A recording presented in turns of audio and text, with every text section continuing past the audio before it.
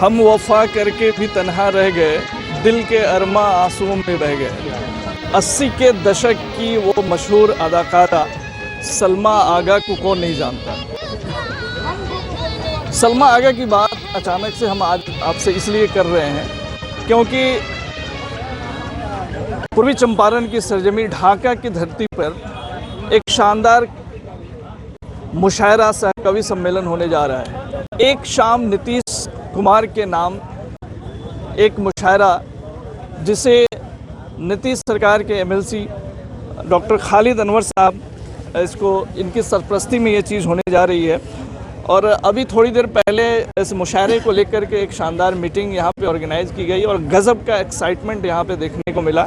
तो खालिद साहब इस वक्त हमारे साथ हैं, सीधे इनसे बात करते हैं और पूरे मुशायरे क्या किस तरह के मेहमान आ रहे हैं और कैसे शायर आ रहे हैं, तमाम पहलुओं पे बात होंगी। सबसे पहले खालिद साहब, इस तरह की अदब की महफिल ढाका जैसे शहर में सजाने के लिए आपको बहुत बहुत मुबारकबाद। ये जो कार्यक्रम हो रहा है, सबसे पहले इसके बारे में थोड़ा सा आप जानकारी दे दें कि किस लेवल का हो रहा है और कैसे लोग यहाँ पे आ रहे हैं। देखिए, ये जो मुशायरे की महफिल है, कवि सम्मेलन है, इसमें जो इंडिया के जो सबसे बड़े शायर हैं, चाहे वो उर्दू के हों या हिंदी के हों, सभी लोग आ रहे हैं। और ढाका पूर्वी चंपारण को हल्के में ना आके हम, ये ज़मीन इनकलाब की ज़मीन है। यहाँ सब लोग आए, गांधी जी भी आए और यहीं से इनकलाब शुरू किया।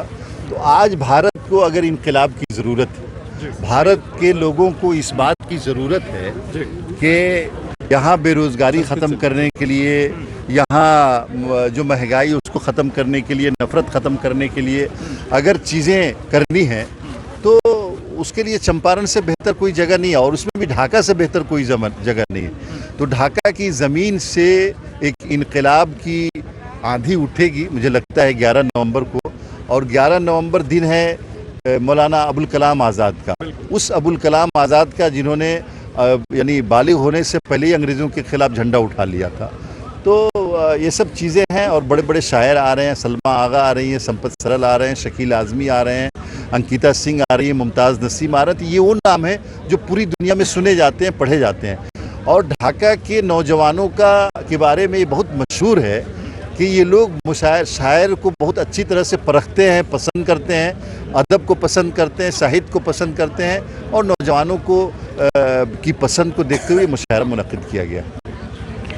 तकरीबन 10 सालों बाद ढाका की सरजमी पे मुशायरा हो रहा है। मोतिहारी में आमतौर से कल्चर रहता है, लेकिन कोविड के पीरियड में नहीं देखने को मिला। इस तरह के मुशायरे से पूरे सोसाइटी को क्या बेनिफिट मिलता है और क्या मैसेज इसके जरिए दिया जाएगा?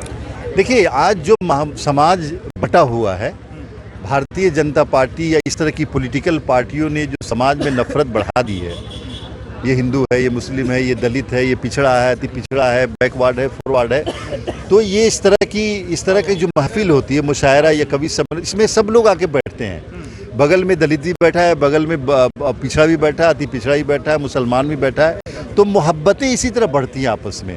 तो इस तरह की मजलिसों को, इस तरह के प्रोग्राम्स से जो है ना, समाज में भाईचारा बढ़ाना, समाज में आपसी भेदभाव जो है उसको ख़त्म करना, जो सामंती सोच होता है उस सोच को ख़त्म करना, इससे बहुत मुशायरे से बहुत फ़ायदा होता है।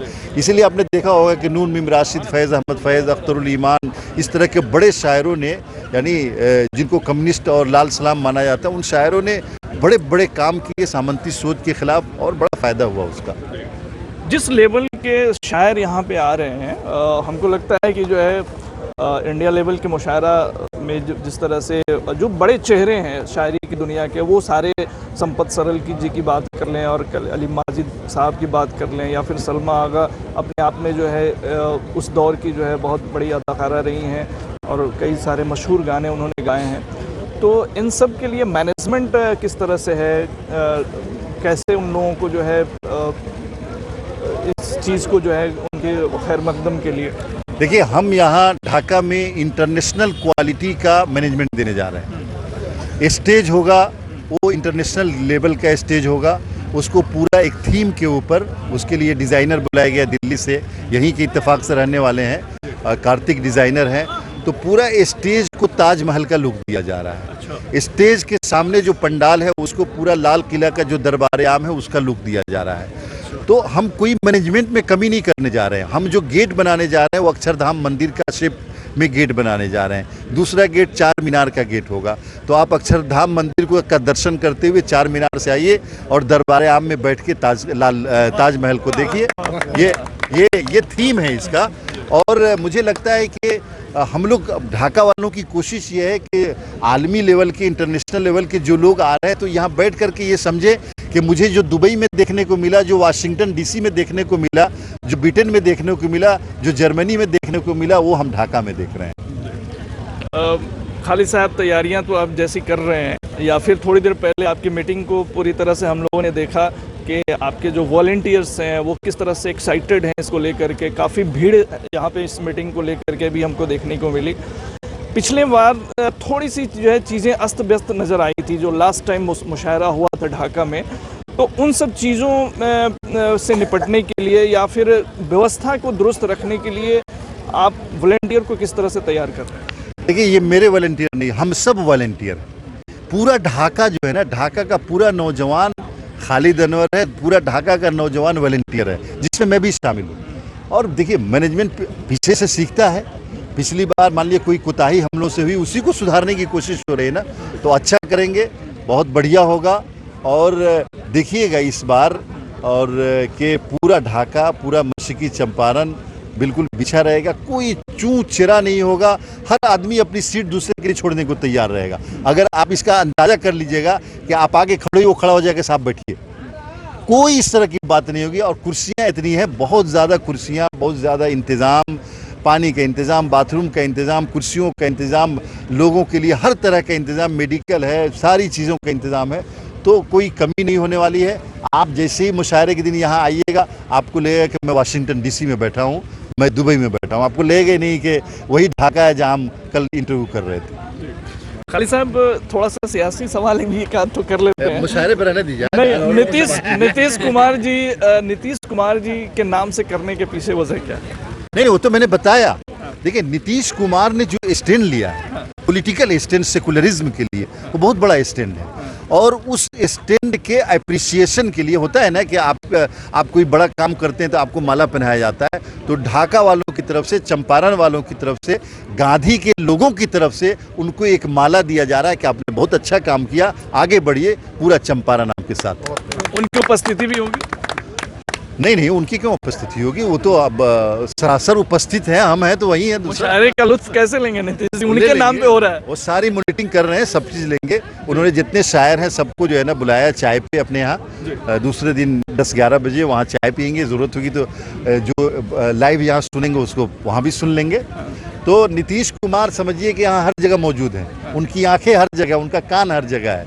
वो खुद नहीं आएंगे, फिर कभी आएंगे। अदब से जुड़े लोगों का तो एक ट्रेंड होता है कि चाहे किसी भी तरह की महफिल हो, किसी भी पार्टी या कोई भी लोग ऑर्गेनाइज करें, जो लोग इस चीज़ से मोहब्बत करते हैं वो खींचे चले आते हैं। नहीं, बहुत सारे। लेकिन शायरी और इन तमाम चीज़ों के अलावा किस तरह के मेहमान यहाँ पे आ रहे हैं ढाका की सरजमी पे इस मौके से? ये कोई पॉलिटिकल प्रोग्राम नहीं है। इसमें तमाम पार्टियों के लोग, किसी भी पॉलिटिकल पार्टी के लोग हैं, सब पार्टी के लोग आ रहे हैं। और मुशायरे का मकसद किसी पॉलिटिकल पार्टी को टारगेट करना नहीं है। मुशायरे का मकसद बहुत बढ़िया अदब, बहुत बढ़िया शायरी, बहुत बढ़िया इंटरटेनमेंट, बहुत बढ़िया मजाक, बहुत बढ़िया जो है ना लतीफ़ा, जोक, हंसी मजाक, ये मकसद है ताकि लोग एनर्जाइट हो जाए, बहुत एनर्जी आ जाए लोगों के अंदर। मुशायरे में बढ़ जाएंगे, 6 महीने तक एनर्जी बना रहेगी, टेंशन दूर हो जाएगा, डिप्रेशन की दवा नहीं खानी पड़ेगी। ये है, देखिए, दवाई का। आखिर में हम आखिरी सवाल आपसे ये जान लेते हैं, हम लोग इसी पंडाल में जहाँ पे 11 तारीख को ऐसी भीड़ होगी कि उसकी कल्पना आज से हम लोग कर सकते हैं। जो यहाँ आने के बाद जो एक्साइटमेंट दिख रहा है उसके हिसाब से अभी काम सब कितना बाकी रह गया? सब हो गया है या आप कुछ अभी चीज़ें जो है? काम तो सारा बाकी है। अभी तो पूरा कल परसों पूरा जो डिज़ाइनर काम है, अभी तो ये फ्रेम खड़ा हुआ है। अभी डिज़ाइनर काम तो मेरे ख्याल से 10 तारीख को 2 बजे 3 बजे तक मुकम्मल होगा। और जो फाइनल टचिंग होती है वो 11 तारीख को होगा। तो 11 तारीख को 3 बजे आइएगा तो फिर आपको समझ में आएगा कि ये वहीं खड़े थे जहाँ हैं या दूसरी कोई जगह है। बहुत बहुत शुक्रिया और हमारी शुभकामनाएं हैं इस मुशायरे को लेकर के। और तो अदब की महफिल ढाका की सरजमी पे सजने जा रही है और डॉक्टर खालिद अनवर की सरपरस्ती में एक शानदार मुशायरा यहाँ पे आयोजित होने जा रहा है। मेरे पीछे ये पंडाल जो आप देख रहे हैं ये उसी की तैयारी है। सामने स्टेज बनाया जाएगा और इसी स्टेज पे देश के नामचीन शायर अपना कलाम पढ़ते रहे होंगे 11 तारीख को। तो अपने आप में मुशायरे जैसी महफिल या कवि सम्मेलन से जो लोग मोहब्बत रखते हैं उनका भी यहाँ पे जमावड़ा होगा। और ख़ास बात ये रहेगी कि इस मुशायरे में देश के कई नामचीन हस्ती जो मुशायरे की दुनिया के जाने माने चेहरे माने जाते हैं वो लोग यहाँ शामिल होंगे। और बेहद ख़ास बात ये है कि 80 के दशक की वह जवां दिलों की धड़कन सलमा आगा जो अदाकारा हैं और सिंगर भी हैं जिन्होंने कई सारे नगमे ऐसे गाए जो आज भी एवरग्रीन माने जाते हैं, जैसे दिल के अरमा आंसुओं में बह गए, तो और भी बहुत सारे गाने हैं उनके, तो उनकी भी मौजूदगी रहेगी। हम सलमा आगा हैं और आपके पास बहुत जल्दी ढाका बिहार आ रहे हैं। नीतीश कुमार के नाम एक शाम, हमारे बहुत ही डायनामिक सीएम बिहार, और ये प्रोग्राम को तरतीब किया है एमएलसी खालिद अनवर साहब ने। हमारे बहुत अच्छे दोस्त हैं और हम उनके बहुत ममनून हैं कि उन्होंने इतनी अच्छी अदबी चीज़ में हमें शामिल किया और बहुत ही मज़ा आएगा उसमें। और भी बहुत शायर अच्छे शायर आ रहे हैं और पहली दफ़ा हम बिहार आ रहे हैं और आप सबसे मिलके बहुत अच्छा लगेगा और I am looking forward to it. और 11 November Dhaka Bihar, see you there, I am looking forward to it. Thank you.